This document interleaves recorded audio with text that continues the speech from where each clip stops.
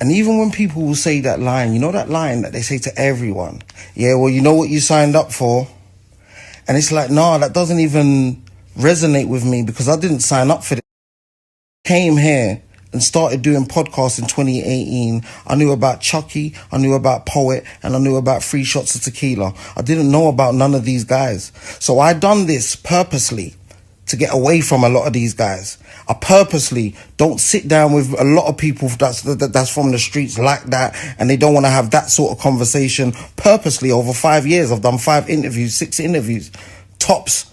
Do you get what I'm saying? And one of them was my dad. I purposely don't sit down to rile up anyone from a different place and have them sort of stupid conversations, purposely, just to stay away from a lot of these guys and their conversations, and they still put me in them. And they still put me in them. And people don't see.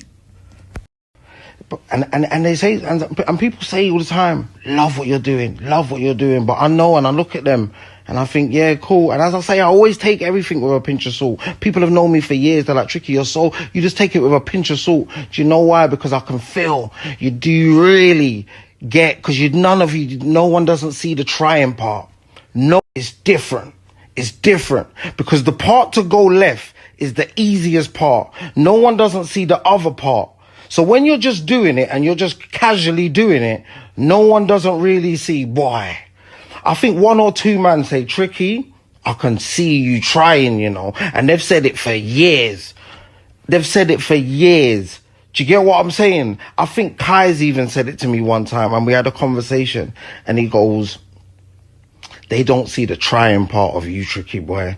And I see it. Do you get what I'm saying? I see it. And people have to understand with me, from my first episodes, go and check them out. Like, the one thing that has built up.